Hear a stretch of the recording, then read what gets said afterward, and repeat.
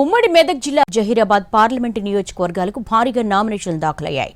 మెదక్లో 35, జహీరాబాద్లో 30కి పైగా నామినేషన్లు వేశారు. మరింత సమాచారం శ్రీనివాస్ అందిస్తారు. నాలుగో విడత లోక్సభ ఎన్నికల్లో కీలక ఘట్టం ముగిసింది.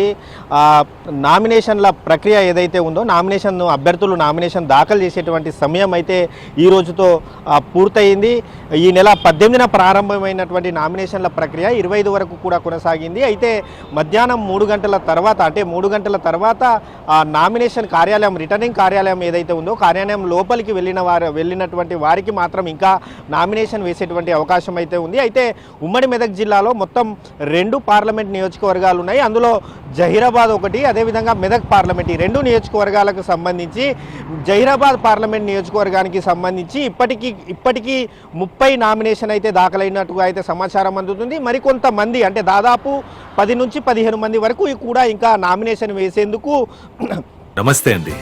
ఇది వ్యాపారం గురించి కాదు, ఓటు గురించి. ఎన్నికల్లో ఓటు వేయడం మన హక్కు మాత్రమే కాదు, కర్తవ్యం. ఎంతో మంది మహా నేతలు శ్రమించి ప్రాణత్యాగం చేసి ఈ అవకాశాన్ని మనకిప్పించారు. అందరూ ఓటు వేద్దాం. ఎందుకంటే ఓటు హక్కు ఊరికే రాదు. నా ఓటు ఎవరికో తెలుసా?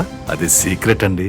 సంగారెడ్డి జిల్లా కలెక్టరేట్ కార్యాలయం వద్ద వేచి చూస్తున్నారన్న సమాచారం అయితే ఉంది. ఇక మెదక్ పార్లమెంట్ విషయానికి వస్తే కనుక మెదక్ పార్లమెంట్లో ఇప్పటి వరకు కూడా 32 నామినేషన్లు అయితే నమోదయ్యాయి. మరికొంతమంది కూడా ఈరోజు నామినేషన్లు వేసే అవకాశం అయితే ఉంది. అయితే ఈసారి నామినేషన్లు వేసేటువంటి అభ్యర్థులకు మాత్రం ఈసీ కొన్ని నిబంధనలు పెట్టింది. ప్రతి ఒక్క అభ్యర్థి 4 నామినేషన్ల సెట్లు వరకే దాఖలు చేసే అవకాశం అయితే కల్పించింది. అయితే దీంతో కొందరు 2 సెట్లు, అదేవిధంగా మరికొందరు 3 సెట్లు, ఎవరికి వారు ఇష్టం వచ్చినట్టుగా కూడా 4 సెట్ల వరకు కూడా నామినేషన్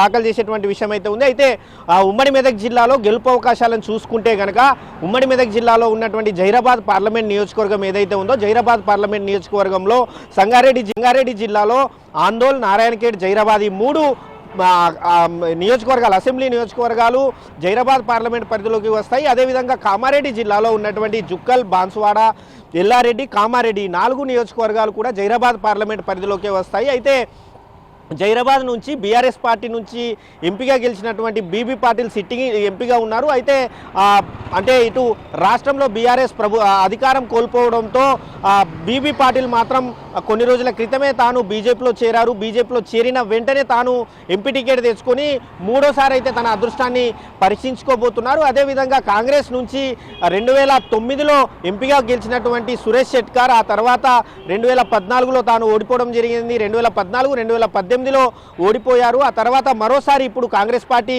అధికారంలో రావడంతో మాత్రం ఈసారి కూడా తాను ఖచ్చితంగా జహీరాబాద్ పార్లమెంట్ పరిధిలో గెలుస్తానన్న ధీమానైతే వ్యక్తం చేస్తున్నారు. అదేవిధంగా బీఆర్ఎస్ విషయానికి వస్తే కనుక బీఆర్ఎస్ పార్టీకి సంబంధించినటువంటి ఎంపీ బీబీ పాటిల్ పార్టీ మారడంతో అక్కడ కొత్త అభ్యర్థిని పెట్టింది. గతంలో కాంగ్రెస్ పార్టీ నుంచి మెదక్ ఎంపీ అభ్యర్థిగా పోటీ చేసినటువంటి గాలి అనిల్ కుమార్ ఈ మధ్యనే తాను టికెట్ ఆశించి కాంగ్రెస్ పార్టీలో టికెట్ రాకపోవడంతో తాను బీఆర్ఎస్లో చేరారు. బీఆర్ఎస్లో చేరిన తర్వాత ఈసారి తనకి మెదక్ పార్లమెంట్ కాకుండా జహీరాబాద్ పార్లమెంటు కేటాయించారు.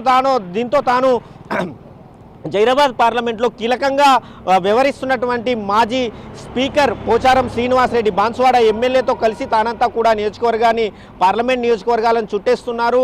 ఉమ్మడి మెదక్ జిల్లాలో ఉన్నటువంటి మెదక్ పార్లమెంట్ నియోజకవర్గం కావచ్చు, జహీరాబాద్ పార్లమెంట్ నియోజకవర్గంలో కూడా బస్సు యాత్రలు అయితే చేస్తూ ఉన్నారు.